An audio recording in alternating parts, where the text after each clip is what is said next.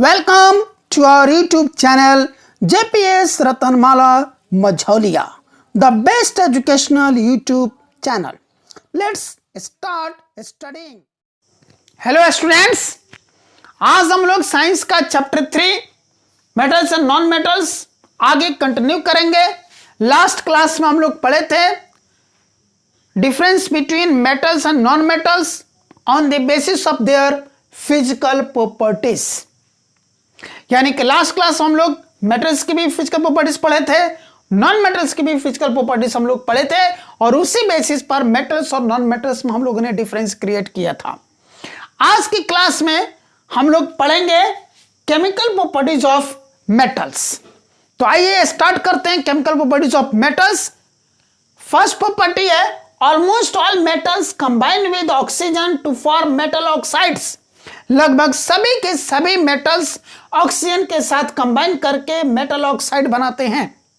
That is metal plus oxygen gives rise metal oxide. For example when copper reacts with oxygen copper oxide is formed. Copper का colour जहां reddish brown होता है वहीं copper oxide का colour black होता है, इसीलिए copper oxide को हम लोग ब्लैक ऑक्साइड भी कहते हैं। Similarly, when aluminum reacts with oxygen, aluminum oxide is formed. जब एल्युमिनियम ऑक्सीजन के साथ रिएक्ट करता है तो एल्युमिनियम ऑक्साइड का फॉर्मेशन होता है। यहां पर कुछ बातें नोट करने वाली है। मैंने आपको चैप्टर 2 में पढ़ाया था कि metal oxides are basic in nature and non metal oxides are acidic in nature. वही बात हम यहां पर नोट कर रहे हैं कि generally metal oxides are basic in nature. In general metal oxides होते हैं वो बेसिक बिहेवियर शो करते हैं, यानी कि एक बेस का बिहेवियर शो करते हैं। But some metal oxides show both acidic as well as basic behaviour. लेकिन कुछ मेटल ऑक्साइड्स ऐसे हैं जो बेसिक बिहेवियर भी शो करते हैं और एसिडिक बिहेवियर भी शो करते हैं। यानी कि कुछ मेटल ऑक्साइड्स ऐसे हैं जो बेसिक नेचर के भी हैं और एसिडिक नेचर के भी हैं। ऐसे मेटल ऑक्साइड्स को जो basic behaviour as well as acidic behaviour दोनों शो करते हैं वैसे मेटल ऑक्साइड्स को हम कहते हैं amphoteric oxides. Means amphoteric oxides are such metal oxides which show both acidic as well as basic behaviour. तो ऐसे मेटल ऑक्साइड्स कौन है जो एम्फोटेरिक ऑक्साइड्स हैं, यानी कि जो बेसिक नेचर भी शो करते हैं और एसिडिक नेचर भी शो करते हैं। उसके एग्जांपल हैं जैसे कि एल्युमिनियम ऑक्साइड है, जिंक ऑक्साइड है, एटसेट्रा एटसेट्रा। तो यहां हमने जो एग्जांपल लिया वो एल्युमिनियम ऑक्साइड का लिया है। देखिए यहां पर एल्युमिनियम जब रिएक्ट कर रहा है हाइड्रोक्लोरिक एसिड के साथ तो ये बना रहा है एल्युमिनियम क्लोराइड एंड वाटर। ठीक उसी तरह एल्युमिनियम ऑक्साइड जब रिएक्ट कर रहा है सोडियम हाइड्रोक्साइड के साथ तो ये प्रोड्यूस कर रहा है सोडियम एल्यूमिनेट एंड वाटर। यहां एल्युमिनियम ऑक्साइड एक मेटल ऑक्साइड है जो कि एम्फोटेरिक ऑक्साइड है और हाइड्रोक्लोरिक एसिड एक एसिड है, यानी कि एल्युमिनियम ऑक्साइड यहां पर एसिड के साथ रिएक्ट करके सॉल्ट और वाटर बनाया। एल्युमिनियम क्लोराइड जो बना वो सॉल्ट है और ये H2 क्या है, वाटर है। यहां पर एल्युमिनियम ऑक्साइड सोडियम हाइड्रोक्साइड से रिएक्ट किया, सोडियम हाइड्रोक्साइड क्या है, बेस है। यानी कि जब ऑक्साइड मेटल ऑक्साइड बेस के साथ यहां पर रिएक्ट किया तो क्या बनाया, सोडियम एल्यूमिनेट जो कि एक सॉल्ट है और साथ में वाटर। यानी कि जब एम्फोटेरिक ऑक्साइड्स यानी कि ऐसे ऑक्साइड्स जो बेसिक नेचर भी शो करते हैं और एसिडिक नेचर भी शो करते हैं वैसे वाले मेटल ऑक्साइड्स। तो जब एम्फोटेरिक ऑक्साइड्स एसिड के साथ रिएक्ट करते हैं या फिर बेस के साथ रिएक्ट करते हैं तो क्या बनाते हैं, सॉल्ट एंड वाटर, जैसे कि यहां पर हमने आपको एग्जांपल में दिखाया। नेक्स्ट नोट करने वाली बात क्या है, वो ये है most metal oxides are insoluble in water. But some dissolve in water to form अल्कालीज।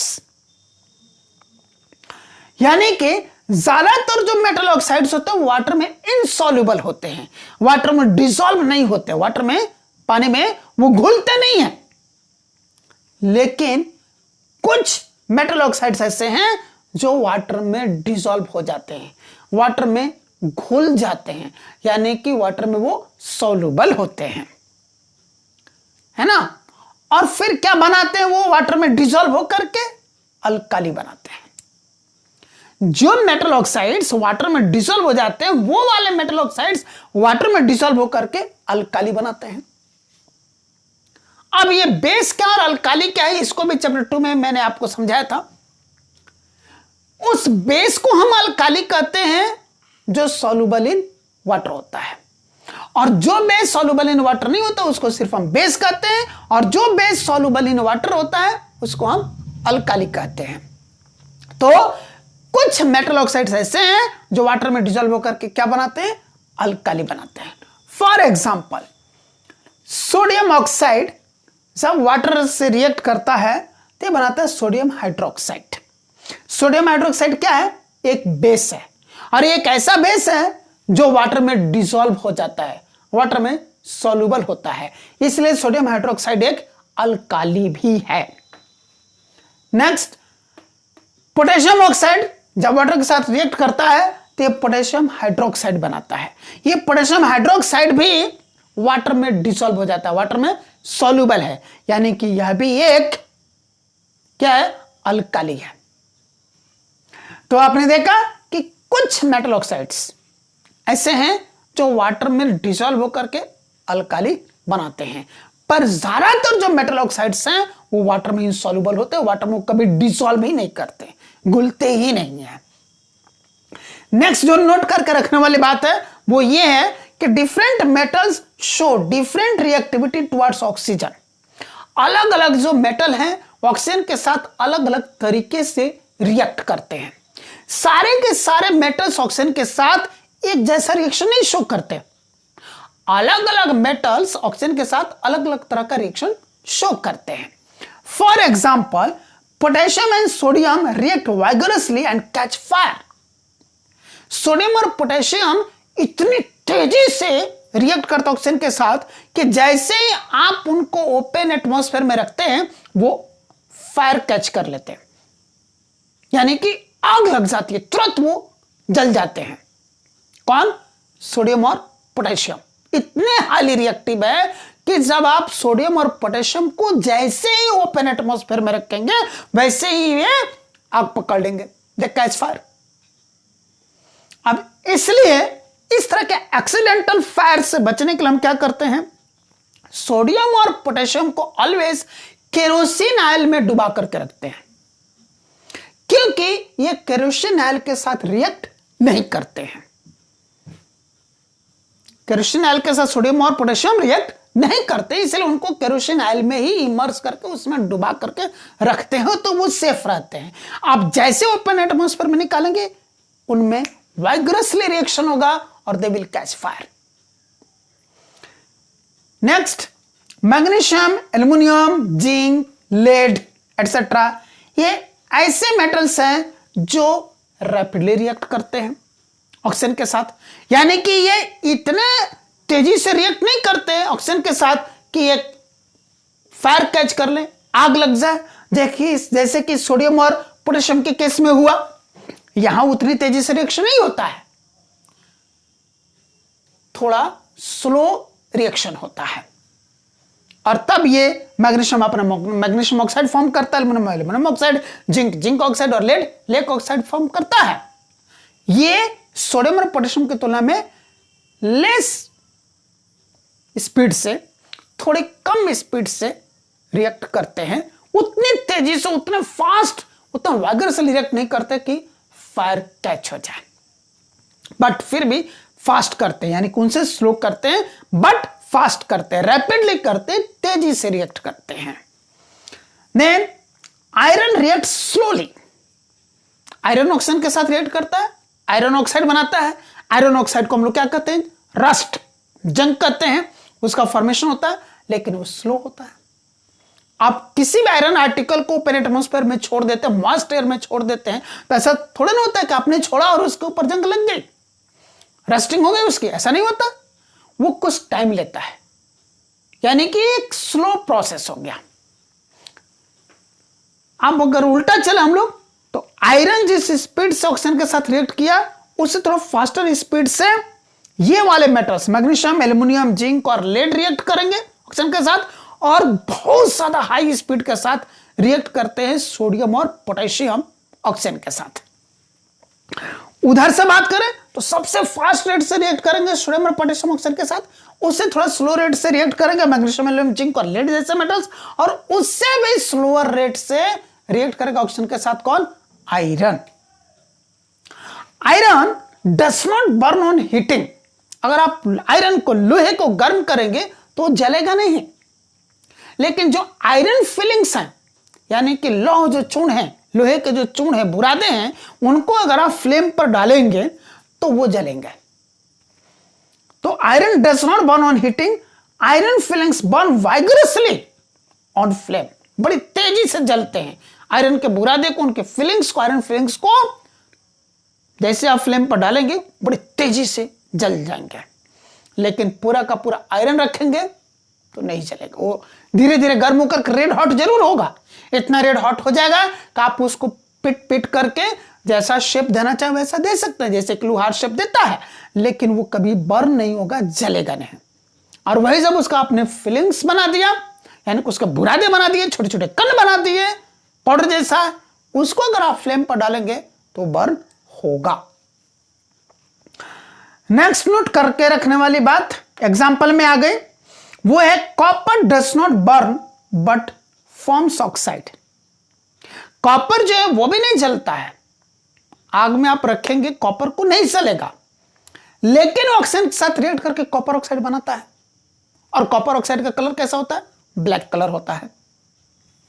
Next, silver and gold does not react even at high temperature.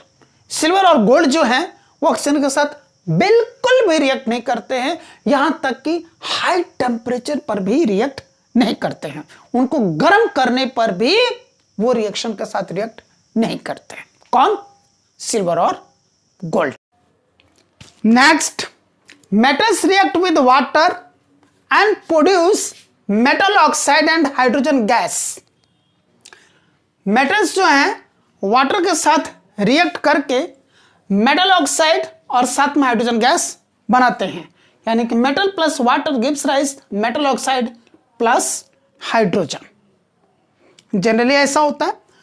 अब इसमें भी कुछ बातें नोट करने वाली है, वो क्या है? Metal oxides that are soluble in water dissolve in it to further form metal hydroxide.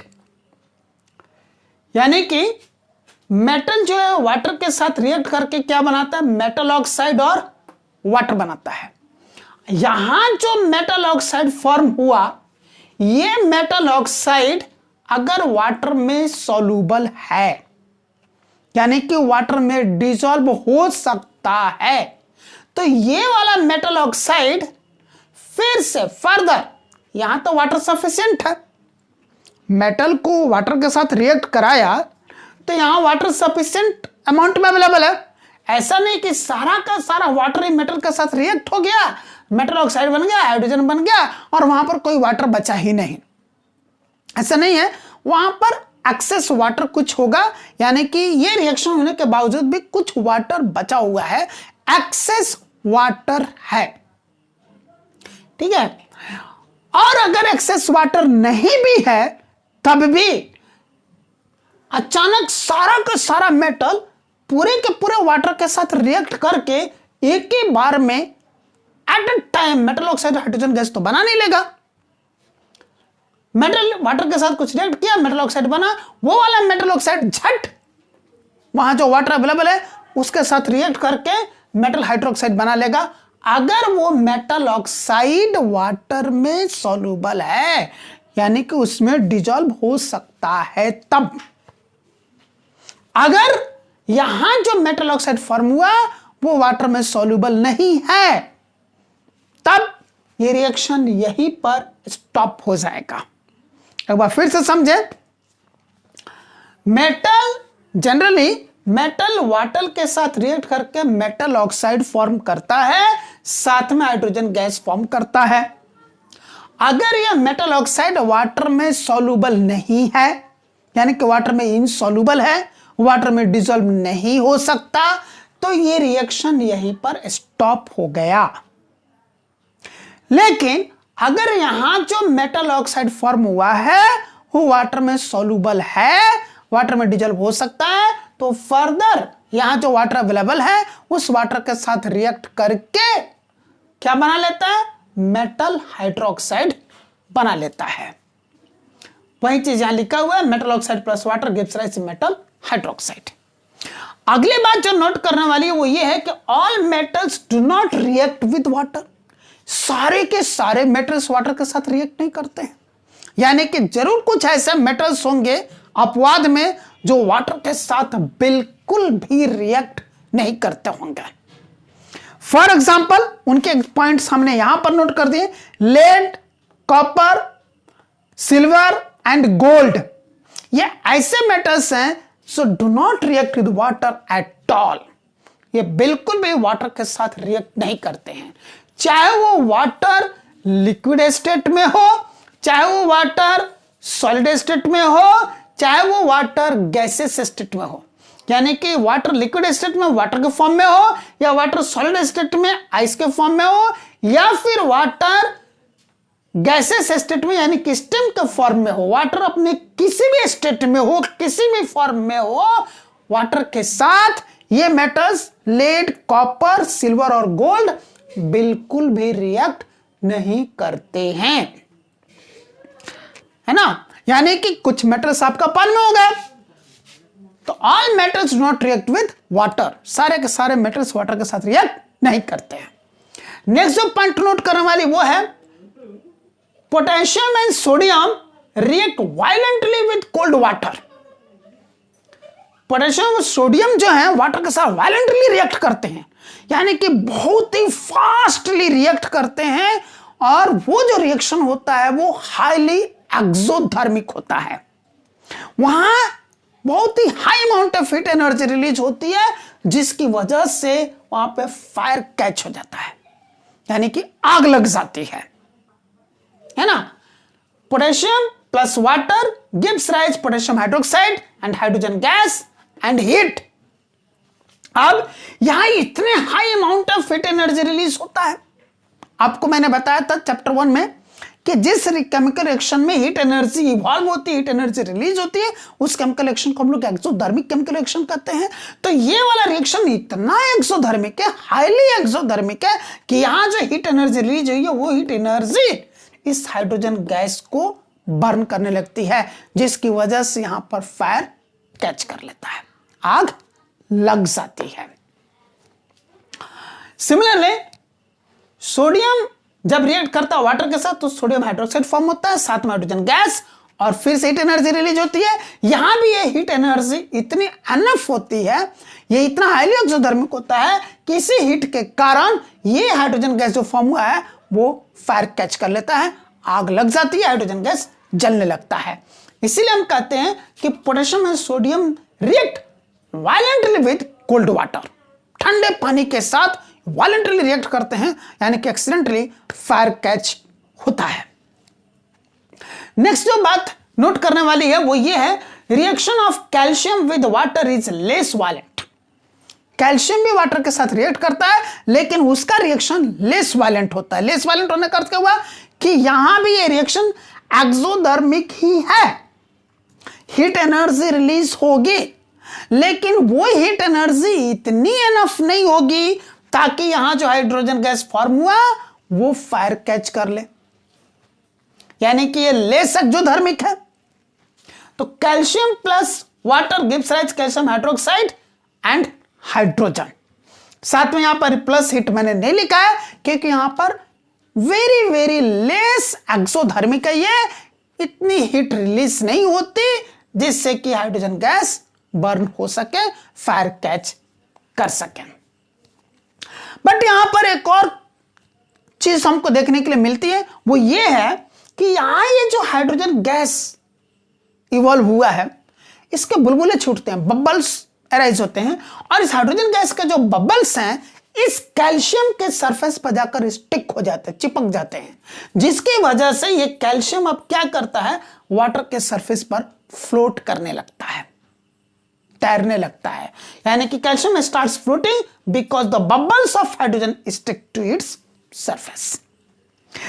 अगली बात जो नोट करके रखने वाली है वो ये है कि magnesium does not react with cold water.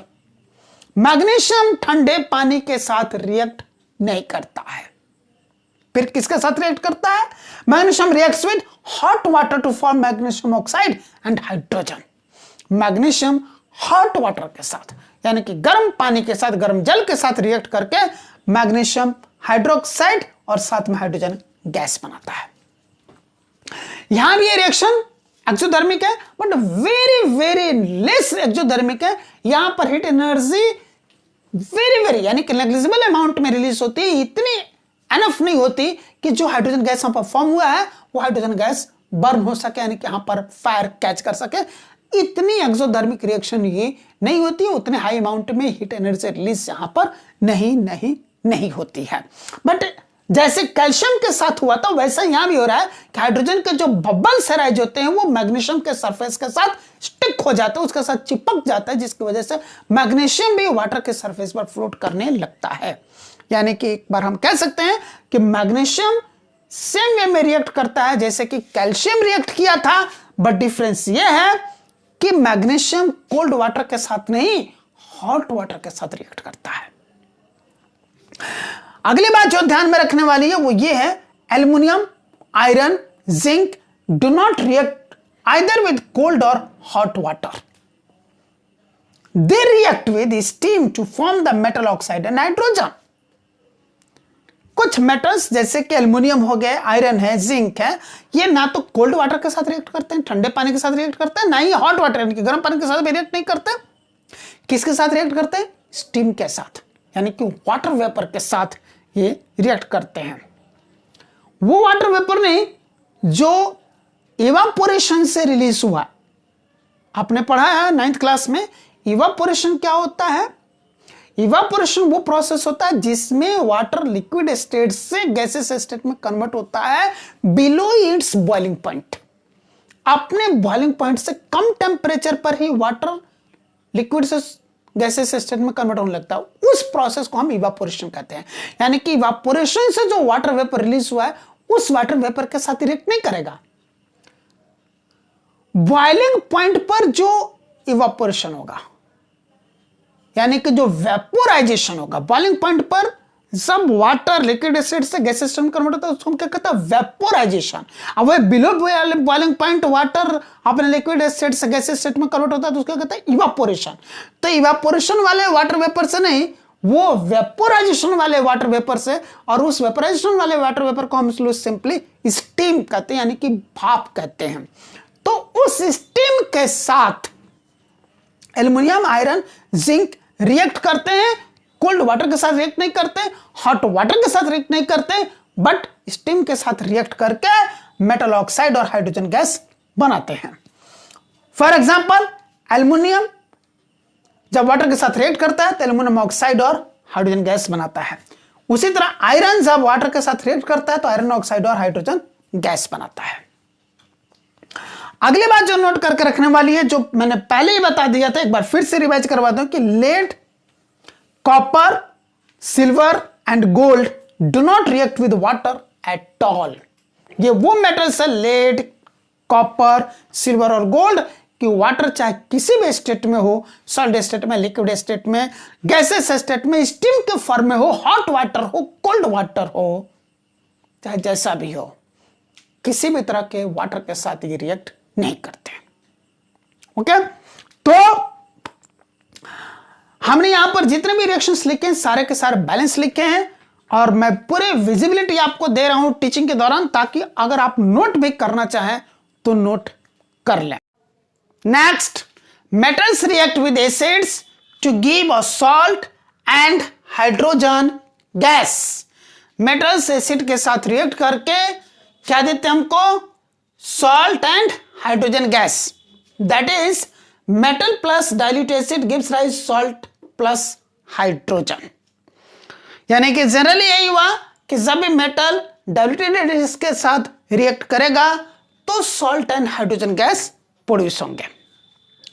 अब यहां भी कुछ नोट करके रखने वाली बात है, और वो बात यह है कि hydrogen gas is not evolved when a metal reacts with nitric acid, it is because HNO3 यानी कि nitric acid is a strong oxidising agent, it oxidises hydrogen produced to water and itself gets reduced to any of the nitrogen oxides like N2O, NO, NO2। मतलब जब कोई metal nitric acid के साथ react करता है, जब कोई metal nitric acid के साथ रिएक्ट करता है तो फिर वहां पर हाइड्रोजन गैस रिलीज नहीं होता है। जनरली हमने क्या पढ़ा कि जब मेटल किसी डाइल्यूटेड एसिड के साथ रिएक्ट करेगा तो salt and hydrogen gas release होगा, सॉल्ट बनेगा साथ में हाइड्रोजन गैस बनेगा।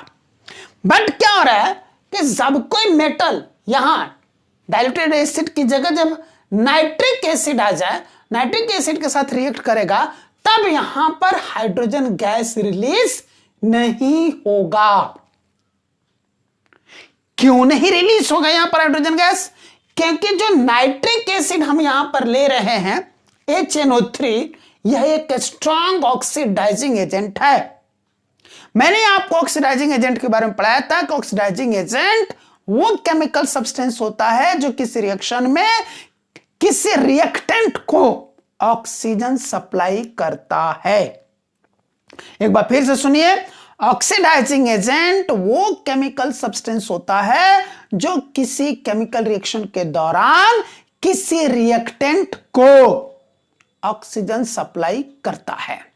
तो ये जो नाइट्रिक एसिड है यह एक स्ट्रॉन्ग ऑक्सीडाइजिंग एजेंट है, यानी कि यह जरूर किसी रिएक्टेंट को ऑक्सीजन सप्लाई करेगा।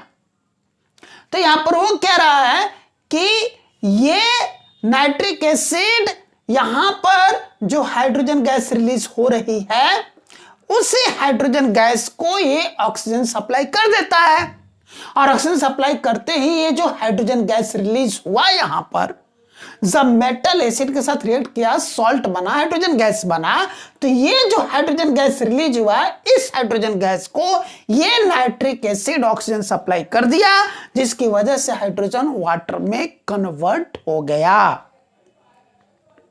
अब ये वाटर में कन्वर्ट हो गया, ये ऑक्सीजन सप्लाई करने के बाद अब ये खुद क्या बनेगा? यह खुद नाइट्रोजन का कोई एक ऑक्साइड बन जाएगा।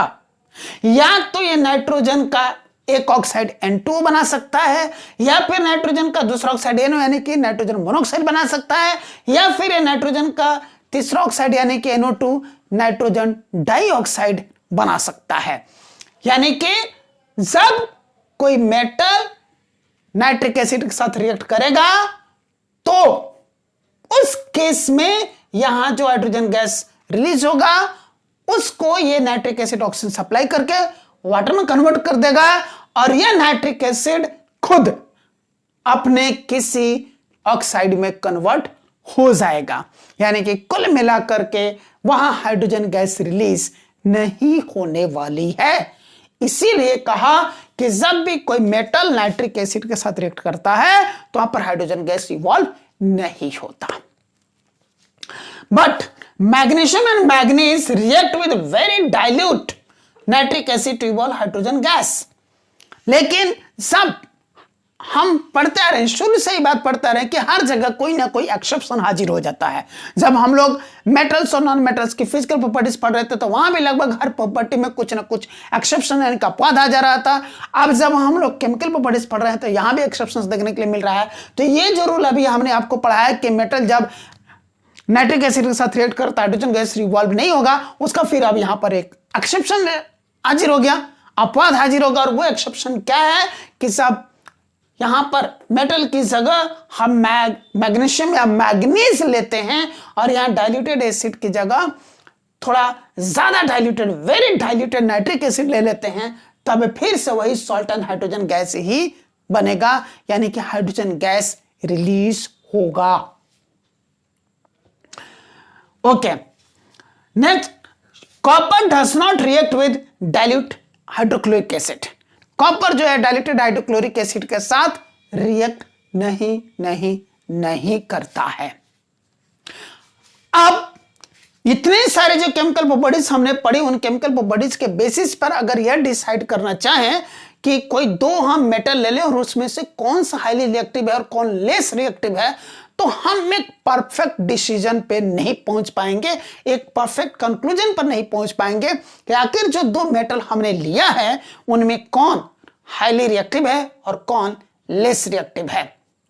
इसका परफेक्ट जवाब ढूंढने के लिए हमको चैप्टर 1 में जाना पड़ेगा, और अपने क्लास के चैप्टर 1 में हमने पढ़ा था टाइप्स ऑफ केमिकल रिएक्शंस, और उस टाइप्स ऑफ केमिकल रिएक्शंस में हमने क्या पढ़ा था, एक रिएक्शन पढ़ा था displacement chemical reaction. Displacement chemical reaction में हमने पढ़ा था यह एक ऐसा केमिकल रिएक्शन है जिस केमिकल रिएक्शन में एक हाईली रिएक्टिव एलिमेंट किसी कंपाउंड में से, किसी सब्सटेंस में से या किसी सॉल्यूशन में से लेस रिएक्टिव एलिमेंट को रिप्लेस कर देता है, उसको डिस्प्लेस कर देता है, यानी कि उसको हटाकर यह खुद उसकी जगह बैठ जाता है। ये हमने पढ़ा था। उसी डिस्प्लेसमेंट रिएक्शन का अगर हम यूज करते हैं तो हम डिसाइड कर सकते हैं कि कौन सा एलिमेंट किस एलिमेंट से मोर रिएक्टिव है और कौन सा एलिमेंट किस एलिमेंट से या मेटल से लेस रिएक्टिव है। इसके लिए यहां पर वही सहारा ले रहे हैं, metal A plus salt solution of metal B gives rise salt solution of metal A plus metal B. हमने यहां पर एक मेटल ए लिया और मेटल बी का सॉल्ट सॉल्यूशन लिया, दोनों का आपस में रिएक्शन करवाया तो हमको मिल गया salt solution of metal A plus metal B. इसका अर्थ यह है कि जो मेटल ए है मेटल बी से मच मोर रिएक्टिव है, इसीलिए मेटल ए ने क्या किया, इट्स सॉल्ट सॉल्यूशन में से मेटल बी को डिस्प्लेस कर दिया, यानी कि मेटल बी को हटा दिया और उसकी जगह खुद मेटल ए आ गया। तो जब मेटल बी की जगह मेटल ए आ जाएगा तो बनेगा क्या, सॉल्ट सॉल्यूशन ऑफ मेटल ए ही बनेगा और बेचारा मेटल बी अलग हो गया। इससे साबित होता है कि मेटल ए जो है मेटल बी से मोर रिएक्टिव है। अगर यह रिएक्शन नहीं होता, यानी कि metal A salt solution of metal B से रिएक्ट करके salt solution of metal A और बी नहीं बनाता, यानी कि salt solution of metal B में से मेटल बी को डिस्प्लेस नहीं करता मेटल ए, तो हम कहते हैं कि मेटल ए मेटल बी से मोर रिएक्टिव नहीं है। फिर यह भी हम नहीं कह सकते थे कि metal B he metal A से रिएक्टिव है, मोर रिएक्टिव है। उसके लिए फिर हम उल्टा रिएक्शन करते हैं, यानी कि हम मेटल बी को रिएक्ट करवाते हैं salt solution of metal A से। अगर यहां पर salt solution of metal B plus metal A बन जाता तब हम कह सकते थे कि मेटल बी मेटल ए से मोर रिएक्टिव है। यानी कि इस रिएक्शन में आकर के सबसे अच्छे तरीके से क्लियरफाई हो पा रहा है कि कौन सा मेटल किस मेटल से मोर रिएक्टिव है और लेस रिएक्टिव है। नेक्स्ट, तो जितने भी मेटल्स हमारे पास हैं उन सभी मेटल्स के इसी तरह के बहुत सारे केमिकल रिएक्शंस करवा करके उनके केमिकल प्रॉपर्टीज के बेसिस पे और इस डिस्प्लेसमेंट रिएक्शन के बेसिस पे यह डिसाइड किया गया कि कौन सा मेटल मोर रिएक्टिव है, फिर कौन सा लेस रिएक्टिव है और कौन सा लेस रिएक्टिव और कौन सा लेस रिएक्टिव है, और उन सभी मेटल्स को उनके डिक्रीजिंग ऑर्डर ऑफ रिएक्टिविटी में अरेंज कर दिया गया। तो हमको एक सीरीज मिल गई जिस सीरीज को कहते हैं द रिएक्टिविटी सीरीज या फिर एक्टिविटी सीरीज भी कहते हैं। तो कौन सा सीरीज हमको मिल गया, potassium, sodium, calcium, magnesium, aluminium, zinc, iron, lead, hydrogen, copper, mercury, silver and gold. यानी कि मोस्ट रिएक्टिव जो मेटल इस सीरीज में है वो है पोटेशियम, उससे थोड़ा लेस रिएक्टिव है सोडियम, उससे लेस रिएक्टिव कैल्शियम, उससे लेस रिएक्टिव मैग्नीशियम, उससे लेस रिएक्टिव एल्युमिनियम, उससे लेस रिएक्टिव जिंक, उससे लेस रिएक्टिव आयरन, उससे लेस रिएक्टिव लेड, उससे लेस रिएक्टिव हाइड्रोजन, उससे लेस रिएक्टिव कॉपर, उससे लेस रिएक्टिव मर्क्यूरी, उससे लेस रिएक्टिव सिल्वर, और लेस रिएक्टिव सबसे कम जो रिएक्टिव है वो है गोल्ड। अब है how do metals and non metals react. जब मेटल्स और नॉन मेटल्स आपस में रिएक्ट करते हैं तो वो कैसे रिएक्ट करते हैं, हम इसको समझने की अब कोशिश करते हैं। मैंने आपको एटम्स के बारे में पढ़ाया था, क्लास 9th में हमने पढ़ा था एटॉमिक स्ट्रक्चर, है ना, और एटम के वैलेंसी वगैरह कैसे निकालते हैं, सारी चीज हमने वहां पर पढ़ा था। तो उस क्लास को एक बार आप याद कीजिए, रिकॉल कीजिए, रिमाइंड कीजिए कि आपने एटॉमिक स्ट्रक्चर में क्या पढ़ा था क्लास 9th में। वो हमें हेल्प करेगा यह समझने में कि how do metals and non metals react. अगर ज्यादा दिक्कत है तो आप क्लास 9th के साइंस के प्लेलिस्ट में जाएं और उस प्ले लिस्ट में से उस चैप्टर 4 यानी कि एटॉमिक स्ट्रक्चर वाले वीडियो को प्ले करके आप पढ़ें, समझें, और आपको फिर से सब कुछ समझ में आ जाएगा। यहां पर मैं थोड़ा सा आपको हिंट देता हूं कि मेटल्स जो होते हैं ऐसे एटम्स से मिलकर बने होते हैं जिन एटम्स के लास्ट ऑर्बिट में यानी कि आउटर मोस्ट शेल में या तो 1 इलेक्ट्रॉन या फिर 2 इलेक्ट्रॉन्स या फिर 3 इलेक्ट्रॉन्स होते हैं, जबकि नॉन मेटल्स ऐसे एटम्स से मिलकर के बने होते हैं जिनके लास्ट ऑर्बिट में यानी कि आउटर मोस्ट शेल में या तो 7 इलेक्ट्रॉन्स होते हैं या फिर 6 इलेक्ट्रॉन्स होते हैं या फिर 5 इलेक्ट्रॉन्स होते हैं।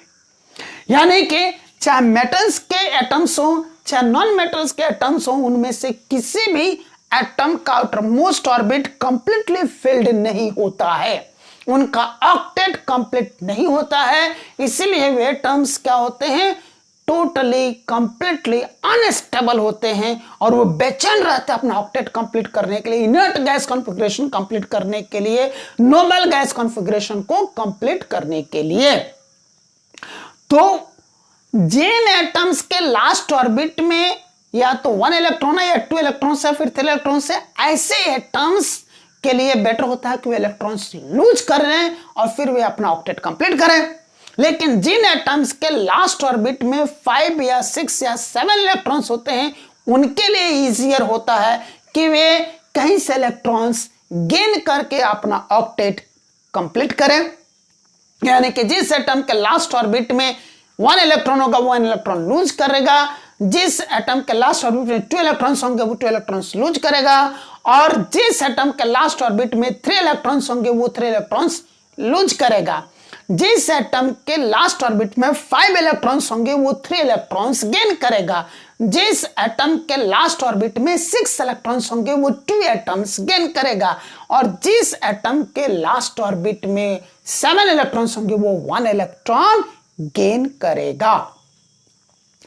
अब ये एक मेल मिलना चाहिए, यानी कि किसी एटम को अगर 1 इलेक्ट्रॉन लूज करना है तो उसके साथ कोई ऐसा दूसरा एटम आना चाहिए जिसको कि 1 एटम गेन करना हो। तो ये जब मेल मिलेगा फिर ये इलेक्ट्रॉन्स का लूजिंग और गेनिंग होगा। हमने ये भी पढ़ा है कि जब इलेक्ट्रॉन्स लूज किए जाते हैं किसी एटम के अंदर तो वो एटम क्या होता है, पॉजिटिवली चार्ज हो जाता है, यानी कि वो कैटायन बना लेता है। और जब कोई एटम इलेक्ट्रॉन गेन करता है तो नेगेटिवली चार्ज हो जाता है, यानी कि वो एनायन बनाता है। हमने यह भी पढ़ा है कि opposite charges always attract each other and similar charges always repel each other, यानी कि सब अपोजिट चार्ज आमने सामने आएंगे तो उनके बीच में फोर्स ऑफ अट्रैक्शन लगेगा। अब इसी के बेसिस पर यहां पर ये कंपाउंड्स फॉर्म होते हैं। इसको अब एक एग्जांपल की मदद से हम समझने की कोशिश करते हैं। मानिए हमने एक मेटल ले लिया सोडियम, सोडियम एक मेटल हमने ले लिया। सोडियम का एटॉमिक नंबर होता है 11, यानी कि इसका इलेक्ट्रॉनिक कॉन्फ़िगरेशन हो गया 281। इसका अर्थ है कि सोडियम के लास्ट ऑर्बिट में आउटर मोस्ट शेल में वैलेंस शेल में 1 इलेक्ट्रॉन है, और ये अपना ऑक्टेट कंप्लीट करने के लिए इस 1 इलेक्ट्रॉन को लूज करेगा, है ना। तो ये 1 इलेक्ट्रॉन को लूज कर देगा तो ये क्या बनाएगा, Na+, यानी कि ये सोडियम का कैटायन बनाएगा, पॉजिटिव चार्ज आयन हो गया। ठीक इसी तरह एक नॉन मेटल हम ले लेते हैं क्लोरीन, जिसका एटॉमिक नंबर होता है 17, इसका इलेक्ट्रॉन कॉन्फ़िगरेशन होगा 287, यानी कि इसके लास्ट ऑर्बिट में 7 इलेक्ट्रॉन्स हैं वैलेंस शेल में। यह अपना ऑक्टेट कंप्लीट करने के लिए 1 इलेक्ट्रॉन गेन करेगा, जबकि 1 इलेक्ट्रॉन लूज किया था।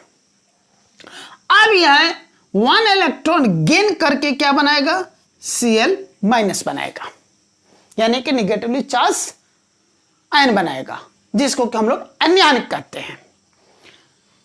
इसी लॉजिक पर जब Na और Cl आमने सामने आ गए, यानी कि इधर से सोडियम आया जिसके कि लास्ट ऑर्बिट में 1 इलेक्ट्रॉन है वैलेंस शेल में, इधर से क्लोरीन आया जिसके लास्ट ऑर्बिट में 1 2 3 4 5 6 एंड 7 इलेक्ट्रॉन्स हैं। अब सोडियम को 1 इलेक्ट्रॉन लूज करने की जरूरत है, क्लोरीन को 1 इलेक्ट्रॉन गेन करने की जरूरत है, दोनों आमने सामने हैं। सोडियम में इलेक्ट्रॉन लूज करेगा और ये चला जाएगा क्लोरीन के पास, फिर ये सोडियम बना लेगा Na+ आयन यानी कि कैटायन, और एक क्लोरीन बन जाएगा Cl- आयन यानी कि क्लोरीन का एनायन बन गया। ये दोनों पॉजिटिवली चार्ज हैं, एक पॉजिटिव चार्ज है, एक नेगेटिव चार्ज है, दोनों के बीच में फोर्स ऑफ अट्रैक्शन लगेगा, यानी कि सोडियम जो है क्लोरीन को अपनी तरफ खींचेगा, क्लोरीन सोडियम को अपनी तरफ खींचेगा, और फिर ये दोनों कंबाइन होकर के बना लेंगे NaCl, सोडियम क्लोराइड, जो कि कॉमन सॉल्ट बन गया। तो इस तरीके से मेटल्स और नॉन मेटल्स आपस में रिएक्ट करते हैं। यहां पर चूंकि सोडियम और क्लोरीन के बीच में जो बॉन्डिंग बनी इलेक्ट्रॉन्स के लूज और गेन करने से बनी, इस तरह के बॉन्डिंग को हम कहते हैं इलेक्ट्रोवैलेंट बॉन्डिंग, यानी कि इनके बीच में जो बॉन्ड बना इलेक्ट्रोवैलेंट बॉन्ड बना। या फिर चूंकि सोडियम और क्लोरीन पहले आयंस बने हैं और तब उनके बीच में बॉन्डिंग हुई है, इसीलिए इस बॉन्डिंग को हम आयनिक बॉन्डिंग भी कहते हैं, उनके बीच में आयनिक बॉन्ड बना है। क्योंकि आयनिक बॉन्डिंग से यह कंपाउंड बना NaCl, इसीलिए इसको आयनिक कंपाउंड, या फिर इलेक्ट्रोवैलेंट बॉन्डिंग से बना तो इलेक्ट्रोवैलेंट कंपाउंड कहेंगे। अब ये जो इस तरीके से जितने भी कंपाउंड्स बनते हैं वो क्या कहलाएंगे, या तो आयनिक कंपाउंड कहलाएंगे या फिर इलेक्ट्रोवैलेंट कंपाउंड कहलाएंगे। उन आयनिक कंपाउंड्स के क्या क्या प्रॉपर्टीज हैं उसको हम जान लेते हैं। Properties of ionic compounds. Ionic compounds are solid, उनका स्टेट सॉलिड होता है, जनरली वो हार्ड होते हैं बट वो ब्रिटिल होते हैं, जरा सा मोर प्रेशर लगने पर वो टूट जाते हैं। हाई मेल्टिंग पॉइंट होता है क्योंकि इनके बीच में जो इलेक्ट्रोवैलेंट बॉन्ड यानी कि आयनिक बॉन्ड जो बन रहा है वो बहुत बहुत स्ट्रांग होता है, उसको ब्रेक करने के लिए बहुत ही हाई अमाउंट में एनर्जी की जरूरत होती है, इसीलिए इनका मेल्टिंग पॉइंट हाई होता है। मेल्टिंग पॉइंट हाई होगा तो जाहिर सी बात है बॉइलिंग पॉइंट भी हाई होगा, बट ये सॉल्युबल इन वाटर होते हैं, यानी कि ionic compounds electrovalent compounds water में इजीली डिसॉल्व हो जाते हैं, but insoluble in kerosene, petrol, diesel etcetera.